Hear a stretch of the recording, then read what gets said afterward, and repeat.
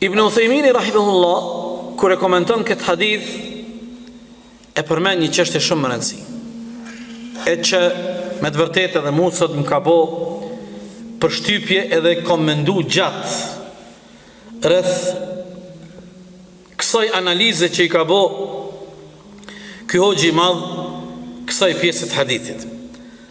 Thot Ibn Uthejmini, Allahu mëshiroft, hoxha i madh, thot kjo pengesë që ky njeri e ka largu pe i rrugë, qoftë ai transmetimi i parë, një deg, ka njëre pemt edhe degët e pemëve devijohen, rriten shumë, apo ai transmetimi i dytë që u kon një degë një pemë e premen rrugë e ju ka shkaktu të lashë njerëzve që kanë kalu.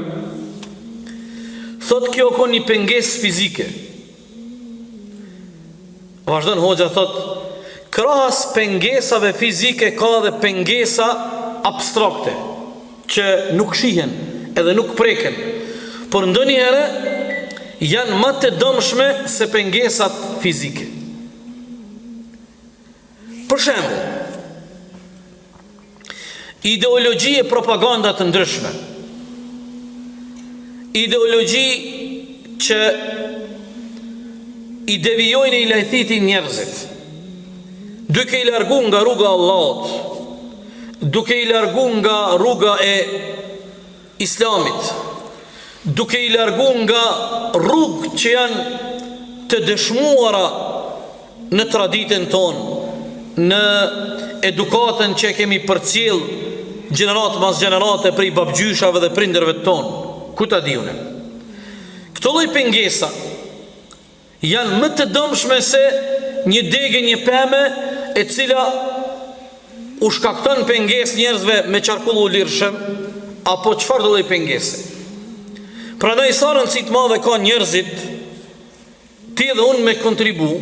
Prandaj këtu del tash ai roli shumë i madh dhe shpërblimi i madh me i demasku, edhe me i njoftu njerëzit, edhe me u bë njerëzve të njohur këto rrugë të këqija, edhe këto rrugë të sherrit, edhe këto propaganda që munden me na shkaktu shumë probleme, e këto probleme me na përcjell gjenerata e breza.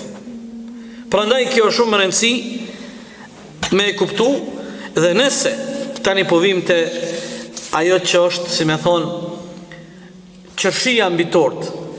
Nëse një njeri e ka fitu xhenetin dhe Allahu ja ka falë mëkatet, pse e ka prej një degë të një pemë e cila ka qenë pengesë, apo një pemë e kputur, një degë një pemë ka qenë mune mes të rrugë dhe ka shkaktu pengesa dhe probleme për me qarkullu njerëzit lirshëm.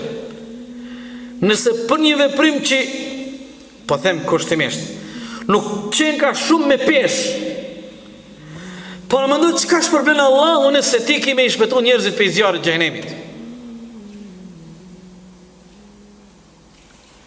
A dini sa është e pa mëshirshme koha jonë? Këtu një pjesë për juve jeni ju prind, halo jeni tri. Na që jemi prind, gjeneratat e reja, trit dhe të rejat që po lindin, që po rriten, është një situatë jashtëzakonisht e pa mëshirshme, është një kohë shumë e keqe. Dhe çfarë shpërblimi Allahu i jep një njeriu i cili ai njeri Allahu i jep sukses edhe bëhet qelës i cili do të hap rrugë të mira dhe do të mbyll rrugë edhe udhë të liga e të këqija e të rrezikshme që nuk janë vetëm kokçarje për prind, nuk janë problem vetëm për familjen, për shoqërinë dhe shtetin. Prandaj ky hadith i pejgamberit alayhis salam duhet të na shërbejë si një thirrje profetike e cila sigurisht se na thret për me mendu rreth kësaj pune kaq të madhe që Allahu te baraka ve taala shpërblen pa mas.